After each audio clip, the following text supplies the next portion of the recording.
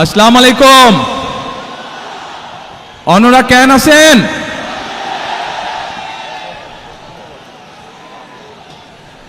প্রিয় ভাই বোনেরা,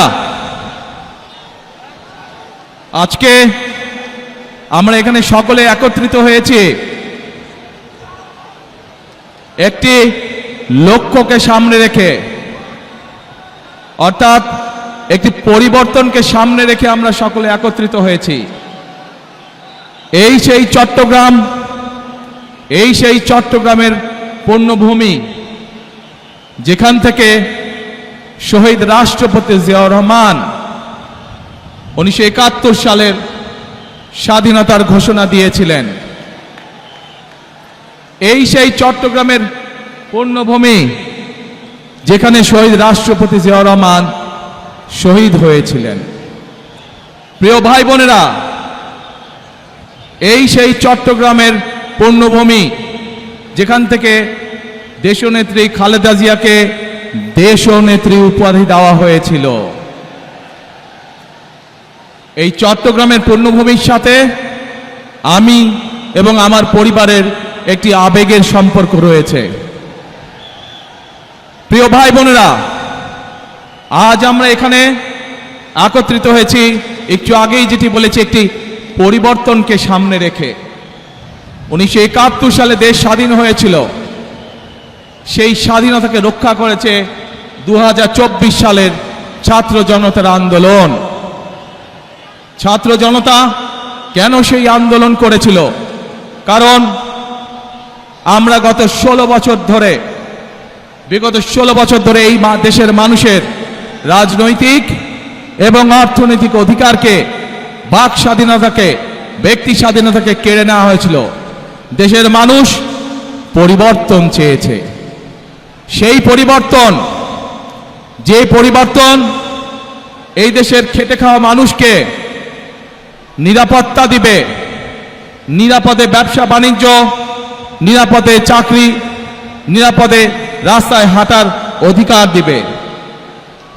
বাংলাদেশের মানুষ পরিবর্তন চেয়েছে। কোন সে পরিবর্তন?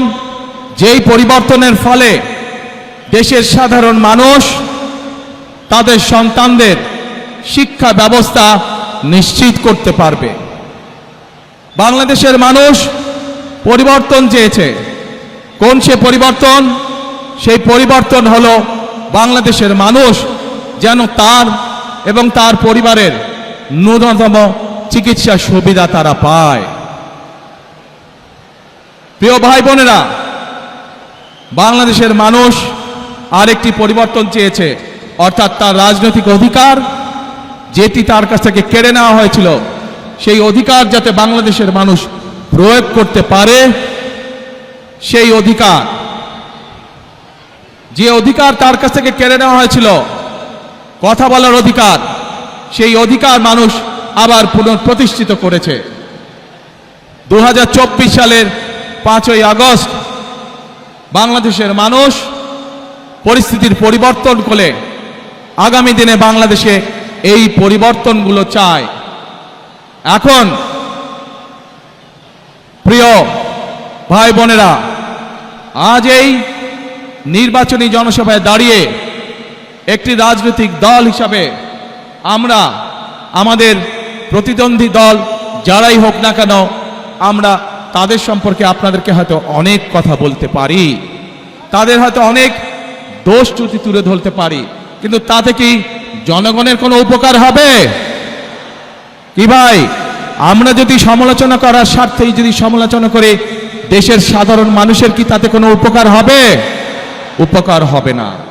আমরা যদি শুধু সমালোচনা করার অর্থে শুধু সমালোচনাই করি, দেশের মানুষের পেট ভরবে? পেট ভরবে না। প্রিয় ভাই বোনেরা, বিএনপি একমাত্র রাজনৈতিক দল যারা যতবার সরকারে ছিল এই দেশের মানুষের ভাগ্যের পরিবর্তনের জন্য কাজ করেছে তারা। এবং সেই জন্যই আমি 17 বছর পর যেদিন দেশের মাটিতে পা রেখেছিলাম, সেদিন আমি সমগ্র বাংলাদেশের মানুষের কাছে একটি কথা বলেছিলাম যে উই হ্যাভ এ প্ল্যান, অর্থাৎ আমাদের একটি পরিকল্পনা আছে দেশের মানুষকে ঘিরে, দেশকে ঘিরে। বাংলাদেশে এই মুহূর্তে জনসংখ্যার অর্ধেক জনসংখ্যা হচ্ছে তরুণ বা যুবক সমাজের সদস্য। এই কোটি কোটি তরুণ যুবক সমাজের সদস্য তারা চায় কর্ম, তারা চায় কাজ, তারা চায় কর্মসংস্থান। এই যে চট্টগ্রাম বাংলাদেশের ব্যবসা বাণিজ্যের প্রাণকেন্দ্র, সেই চট্টগ্রামের মানুষ সহ সারা বাংলাদেশের মানুষ চায় একটি নিরাপদ পরিবেশ, যেই নিরাপদ পরিবেশে তারা ব্যবসা বাণিজ্য করতে পারবে, বাণিজ্যিক সুবিধা তারা চায়। এই চট্টগ্রামের মানুষ সারা বাংলাদেশের মানুষের মতন চায় যে তাদের সন্তানরা যাতে লেখাপড়া করতে পারে, সেই পরিবেশ তৈরি তারা চায়। এবং সেই জন্যই আমরা বলেছি আপনাদের রায় 12 তারিখে ইনশাল্লাহ আমরা সরকার গঠনে সক্ষম হলে আমরা আমাদের প্রাইমারি শিক্ষা ব্যবস্থা সহ বিভিন্ন শিক্ষার স্তরে স্তরে আমরা পরিবর্তন আনতে চাই, যেখানে আমরা শিক্ষা ব্যবস্থাকে এমন করে গড়ে তুলতে চাই যেখানে আমাদের তরুণ যুবক সদস্যরা, তরুণ সমাজের সদস্যরা শুধু সার্টিফিকেট শিক্ষা ব্যবস্থাই পাবে না, একই সাথে তাদের শিক্ষা ব্যবস্থা এমন হবে যাতে শিক্ষা জীবন শেষে তারা কর্মসংস্থানের ব্যবস্থা সহজেই করে নিতে পারে। এবং সেজন্যই আমরা বলেছি যে আমরা হয়তো আপনাদেরকে বলতে পারি অমুক জায়গায় এত বেডের হসপিটাল করব, তমুক জায়গায় এত বেডের হসপিটাল করব, কিন্তু আমরা তা বলতে চাই না আপনাদেরকে। বরং আমরা চাই গ্রামের মানুষের কাছে, গ্রামের নারীদের কাছে, গ্রামের শিশুদের কাছে স্বাস্থ্য সেবা তাদের ঘরে ঘরে পৌঁছে দিতে। এবং সেজন্যই আমরা 1 লক্ষ হেলথ কেয়ারার নিযুক্ত করার পরিকল্পনা গ্রহণ করেছি, যাতে করে মা বোনেরা এবং শিশুরা ঘরে বসে কম বেশি চিকিৎসা সুবিধা পেতে পারে। প্রিয় ভাই বোনেরা, বাংলাদেশের জনসংখ্যার অর্ধেক নারী, এত বিপুল সংখ্যক যেই জনসংখ্যার অর্ধেক নারী, সেই নারীদেরকে আমরা কর্মহীন রেখে আমরা কোনোভাবেই আমাদের এই বাংলাদেশকে আমাদের প্রত্যাশিত লক্ষ্যে নিয়ে যেতে পারবো না। এবং সেই জন্যই এই নারীদেরকে দেশনেত্রী খালেদা জিয়া যখন দেশ পরিচালনার দায়িত্বে ছিলেন, তখন আপনারা দেখেছেন উনি স্কুল থেকে শুরু করে ইন্টারমিডিয়েট পর্যন্ত মেয়েদের শিক্ষা ব্যবস্থা ফ্রি করে দেওয়ার ব্যবস্থা করেছিলেন। এটি ধারণা আছে আপনাদের যে আমরা সেই নারীদেরকে সেই শিক্ষা ব্যবস্থার ফলে, ফ্রি শিক্ষা ব্যবস্থার ফলে নারীদের একটি বৃহৎ অংশ আজ শিক্ষিত হয়েছে, কিন্তু সেই নারীদেরকে আমরা স্বাবলম্বী করে, অর্থনৈতিকভাবে স্বাবলম্বী করে গড়ে তুলতে চাই। এবং সেই জন্যই আমরা বলেছি আপনাদের ভোটে ইনশাল্লাহ আগামী 12 তারিখে বিএনপি সরকার গঠনে সক্ষম হলে আমরা বাংলাদেশের প্রত্যন্ত অঞ্চলে গ্রামগঞ্জ সহ সকল পরিবারের নারীদের কাছে আমরা ফ্যামিলি কার্ড পৌঁছে দিতে চাই। প্রিয় ভাই বোনেরা, বাংলাদেশের মূল প্রাণ শক্তি হচ্ছে কৃষক। এই কৃষক যদি ভালো থাকে তাহলে বাংলাদেশ ভালো থাকবে। এই বিপুল জনগোষ্ঠীর খাদ্যদ্রব্যের যে ঊর্ধ্বগতি, পণ্যমূল্যের যে ঊর্ধ্বগতি, এই ঊর্ধ্বগতি যদি রোধ করতে হয় তাহলে আমাদেরকে কৃষির উৎপাদন বাড়াতে হবে। এবং কৃষির উৎপাদন বাড়াতে হলে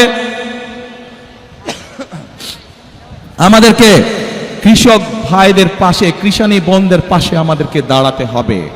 এবং সেই জন্যই আমরা বলেছি আপনাদের ভোটে ইনশাল্লাহ আগামী 12 তারিখে বিএনপি সরকার গঠনে সক্ষম হলে আমরা ধীরে ধীরে বাংলাদেশের সকল কৃষকের কাছে কৃষক কার্ড নামে একটি কার্ড পৌঁছে দিতে চাই, যে কার্ডের মাধ্যমে কৃষক এবং কৃষানী ভাই বোনেরা তারা ঋণ সুবিধা সহ বিভিন্ন সুবিধা তারা পাবে, যাতে করে আস্তে আস্তে তারা অর্থনৈতিকভাবে স্বাবলম্বী হয়ে উঠতে পারে।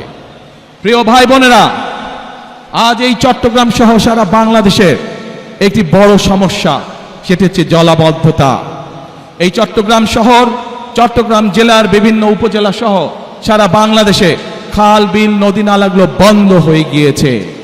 আমরা আপনাদের ভোটের মাধ্যমে 12 তারিখে ইনশাল্লাহ বিএনপি সরকার গঠনে সক্ষম হলে আমরা সমগ্র বাংলাদেশে খাল কাটা কর্মসূচি চালু করতে চাই। আপনারা কি খাল কাটবেন আমাদের সাথে? কারা কারা খাল কাটবেন? হাত তুলেন তো দেখে কারা কারা। ইনশাআল্লাহ আমরা সকলে দুহাতে কোদাল দিয়ে খাল খনন শুরু করব, খাল খনন কর্মসূচি, যাতে করে এই দেশ থেকে জলাবদ্ধতা, বন্যার সমস্যা সবকিছু আমরা দূর করতে পারি। প্রিয় ভাই বোনেরা, এই চট্টগ্রামে ইপিজেড আছে এবং এই চট্টগ্রামের বহু মানুষ এই ইপিজেডে চাকরি বাকরি করার মাধ্যমে তাদের জীবিকা নির্বাহ করে থাকেন। আছে না ইপিজেড? যে ইপিজেড আছে এবং কে ইপিজেড, এই সবগুলোতে লক্ষ লক্ষ মানুষের কর্মসংস্থানের ব্যবস্থা আছে। প্রিয় ভাই বোনেরা, এই কে ইপিজেড এবং বাকি যে ইপিজেড গুলো আছে, এই সবগুলো আপনাদের নিশ্চয়ই ধারণা আছে কোন সময় হয়েছিল? বিএনপি সরকারের সময়, শহীদ রাষ্ট্রপতি জিয়াউর রহমান এবং দেশনেত্রী খালেদা জিয়ার সময় হয়েছিল। ইনশাআল্লাহ 12 তারিখের নির্বাচনে আপনাদের রায়ে ইনশাআল্লাহ বিএনপি সরকারের গঠনে সক্ষম হলে পরে আমরা এই ইপিজেড এর সংখ্যা বৃদ্ধি করব। কে ইপিজেড এর মতন আরো ইপিজেড আমরা তৈরি করব, যাতে আরো লক্ষ লক্ষ তরুণ সমাজের সদস্যরা সেখানে চাকরি সংস্থান করতে পারে, কর্মসংস্থান করতে পারে। প্রিয় ভাই বোনেরা, এই অঞ্চলের মানুষের একটি বড় দাবি আছে, যেই দাবিটির ব্যাপারে বিগত বিএনপি সরকার উদ্যোগ গ্রহণ করেছিল কিন্তু সম্পূর্ণ করে যেতে পারেনি। দেশনেত্রী খালেদা জিয়া উদ্যোগ গ্রহণ করেছিলেন কিন্তু সময়ের অভাবে সম্পূর্ণ করে যেতে পারেনি। আমরা দেখেছি বিগত 15 বছরে এই ব্যাপারে কোনো উদ্যোগ কেউ গ্রহণ করেনি। এই উদ্যোগ যদি গ্রহণ করা হয় তাহলে শুধু এই চট্টগ্রামের মানুষ নয়, সমগ্র চট্টগ্রাম সহ সারা দেশে বহু মানুষের কর্মসংস্থান হবে, সারা দেশে ব্যবসা বাণিজ্য অনেক চাঙ্গা হবে, যাতে করে মানুষের কর্মসংস্থান হবে, মানুষ চাকরি ব্যবসা বাণিজ্য করে খেতে পারবে। কি সেটি? বাণিজ্যিক রাজধানী। ইনশাআল্লাহ বিএনপি আগামী 12 তারিখে নির্বাচনে আপনাদের সমর্থনে বিএনপি সরকার গঠনে সক্ষম হলে খালেদা জিয়ার সেই উদ্যোগ যত দ্রুত সম্ভব আগামী বিএনপি সরকার সেটিকে বাস্তবায়ন করবে, যাতে করে এই এলাকার মানুষ ব্যাংকিং সুবিধা সহ সকল কিছু এখানে বসেই কাজ সেরে নিতে পারে। প্রিয় ভাই বোনেরা, 1 মিনিট দাঁড়াও, কথা শুনো, আগে কথা শুনো ভাই, কথা শুনো। প্রিয় ভাই বোনেরা, আমি যে এই সংক্ষিপ্তভাবে আপনাদের সামনে পরিকল্পনার কথাগুলো তুলে ধরেছি, আপনারা কি কম বেশি সবাই শুনতে পেরেছেন, বুঝতে পেরেছেন? কি ভাই, ওই যে রাস্তার মধ্যে মানুষ আছে আপনারা শুনতে পেয়েছেন? আচ্ছা, পেছনে যে মানুষ আছেন শুনতে পেয়েছেন? এখন এই আপনাদের কি মনে হয় যে আমরা যদি এই পরিকল্পনাগুলো গ্রহণ করতে পারি তাহলে দেশের মানুষ যেই পরিবর্তন আশা করেছিল ধীরে ধীরে আমরা সেই ভালো পরিবর্তনের দিকে এগিয়ে যাব? আপনারা কি সেইটা মনে করেন? ইনশাআল্লাহ।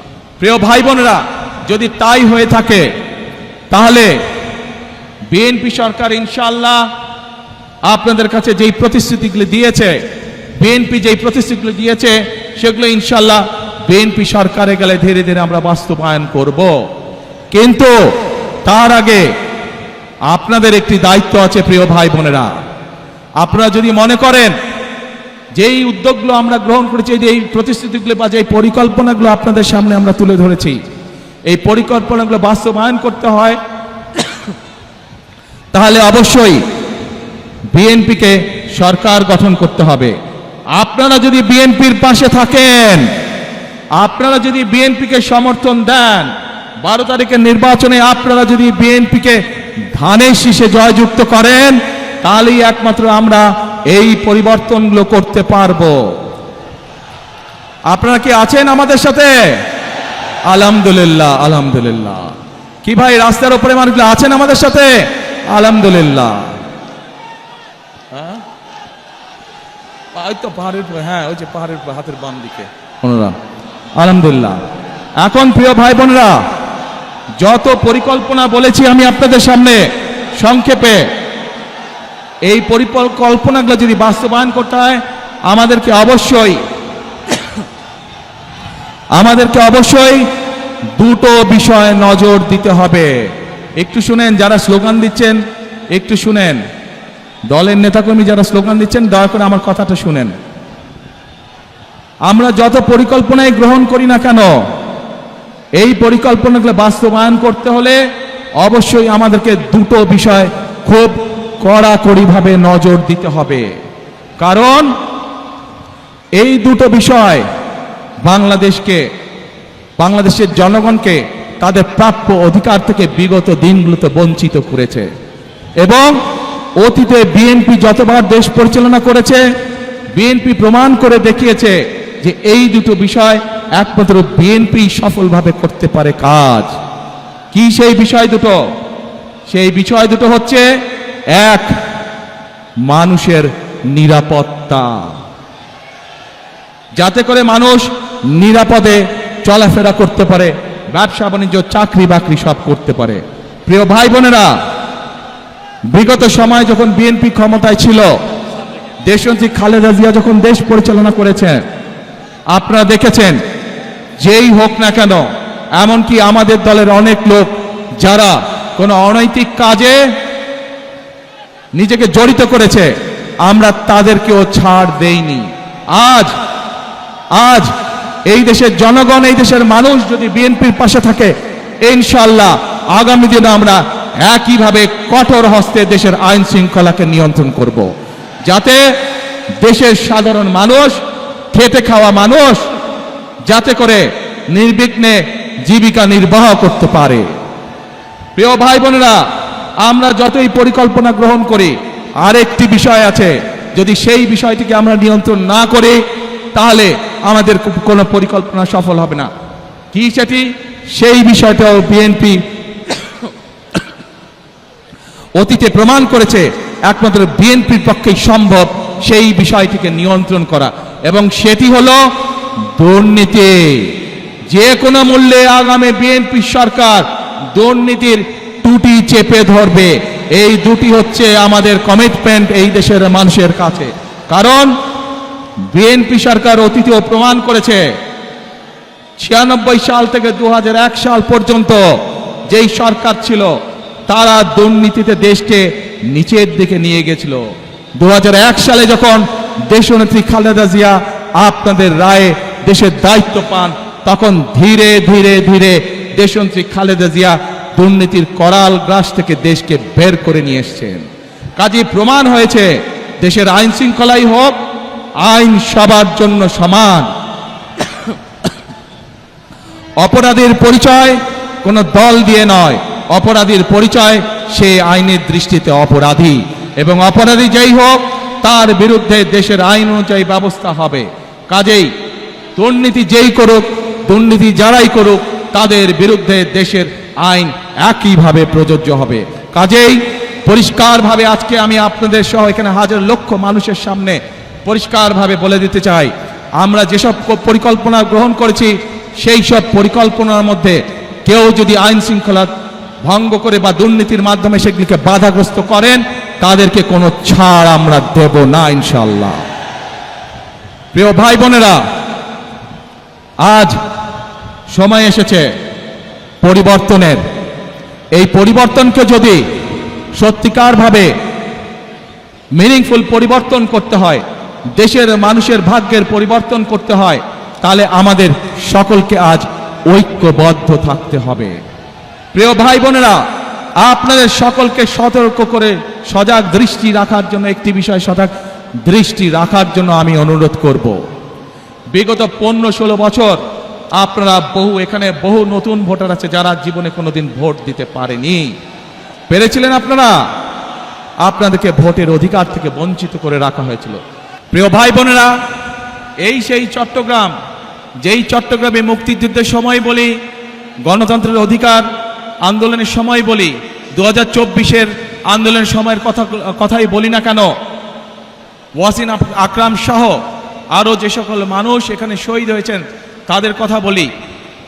এই সেই চট্টগ্রাম, যেই চট্টগ্রামে সমতল এবং পাহাড়ের মানুষ একসাথে বসবাস করেন। আমরা চাই সমতল এবং পাহাড়ের মানুষ, আন্দোলনের সময় আমরা দেখিনি কে সমতলের মানুষ, কে পাহাড়ের সময়। 71 সালে যুদ্ধের সময় আমরা দেখিনি কে সমতলের মানুষ, কে পাহাড়ের মানুষ। আমরা চাই সকলকে নিয়ে আমাদের সেই প্রত্যাশিত বাংলাদেশকে গড়ে তোলার জন্য। সে পাহাড়ের মানুষ হোক, সে সমতলের মানুষ হোক, সে ইসলাম ধর্মের মানুষ হোক, সে অন্য কোনো ধর্মের মানুষ হোক, আমরা সকলকে নিয়ে আমাদের প্রত্যাশিত বাংলাদেশকে গড়ে তুলতে চাই। এবং সেই প্রত্যাশিত বাংলাদেশকে যদি গড়ে তুলতে হয়, তাহলে আজকে আমি এখানে আপনারা যে লাখো মানুষ উপস্থিত আছেন, আপনারা সহ আপনাদের মাধ্যমে আপনাদের এলাকার লক্ষ কোটি মানুষের কাছে আমি আহ্বান রাখব, গণতন্ত্রে যারা বিশ্বাস করেন, মানুষের বাক স্বাধীনতায় যারা বিশ্বাস করেন, গণতন্ত্রের স্বাধীনতায় যারা বিশ্বাস করেন, সকলকে আমি আহ্বান জানাবো, ধানের শীষ তথা বিএনপির উপর আস্থা রাখুন। ইনশাআল্লাহ ধানের শীষ এবং বিএনপি নির্বাচিত হলে আপনাদেরকে সাথে নিয়ে, এই দেশের খেটে খাওয়া মানুষকে সাথে নিয়ে বিএনপি তাদের প্রত্যাশিত বাংলাদেশ গড়ে তোলার কাজে হাত দেবে ইনশাআল্লাহ, অতীতের মতন। প্রিয় ভাই বোনেরা, সেজন্যই আমি সবসময় একটি কথা বলে থাকি, গড়ব কাজ, করব কাজ, গড়ব দেশ, সবার আগে বাংলাদেশ। করব কাজ, গড়ব দেশ, সবার আগে বাংলাদেশ। কাজে আমাদের বাংলাদেশকে যদি আমাদের মতন সুন্দর করে গড়ে তুলতে হয়, তাহলে গণতন্ত্রের পক্ষে সকল শক্তিকে আজ ঐক্যবদ্ধ থাকতে হবে। যে কারণেই ওয়াসিম আকরাম সহ বহু মানুষ তাদের জীবনকে উৎসর্গ করেছেন। তাদের জীবনের মূল্যকে যদি আজ আমাদের তাদের মূল্য দিতে হয়, তাদের জীবনের ত্যাগকে, তাহলে অবশ্যই আজকে আমাদের মানুষের যে প্রত্যাশা, সেই প্রত্যাশা পূরণের জন্য কাজ করতে হবে। এবং যা মাত্র বললাম আমি, ইনশাআল্লাহ ধানের শীষের উপর আস্থা রাখুন, ইনশাআল্লাহ বিএনপির উপর আস্থা রাখুন। বিএনপি আপনাদেরকে সাথে নিয়ে আপনাদের সেই প্রত্যাশা পূরণে কাজ করবে। প্রিয় ভাই বোনেরা, বিগত 15 বছর যেভাবে আপনাদের রাজনৈতিক এবং অর্থনৈতিক অধিকার ছিনিয়ে নেওয়া হয়েছিল, সেরকম একটি ষড়যন্ত্র আবারও শুরু হয়েছে। আপনাদের প্রতি আমার আহ্বান, এই ষড়যন্ত্র সম্পর্কে সকালে সজাগ থাকবেন, সতর্ক থাকবেন, যাতে আবার আপনাদের অধিকার কেউ ছিনিয়ে নিতে না পারে। আপনাদের ভোটের অধিকার, আপনাদের কথা বলার অধিকার, আপনাদের বেঁচে থাকার অধিকার যাতে আবার কেউ ছিনিয়ে নিতে না পারে। 12 তারিখে নির্বাচন, ইনশাআল্লাহ এই নির্বাচনের দিন আপনাদের কাছে আমার প্রত্যাশা, কখন যাবেন ভোট দিতে? না, এবার ফজরে গেলে হবে না, এবার তাহাজ্জুদের নামাজ পড়ার জন্য উঠতে হবে। তাহাজ্জুদের নামাজ পড়বেন এবং ভোট কেন্দ্রের সামনে গিয়ে, যার যেই ভোট কেন্দ্রের সামনে গিয়ে ফজরের নামাজ জামাত করে আদায় করবেন এবং তারপরে লাইন দিয়ে ভোটের জন্য দাঁড়িয়ে যাবেন যখনই ভোট কেন্দ্র খুলবে। পারবেন ইনশাআল্লাহ? তাহলে কথা একটাই, করব কাজ, গড়ব দেশ, সবার আগে বাংলাদেশ। আল্লাহ হাফেজ। বাংলাদেশ জিন্দাবাদ, বাংলাদেশ জাতীয়তাবাদী দল জিন্দাবাদ। আসসালামু আলাইকুম।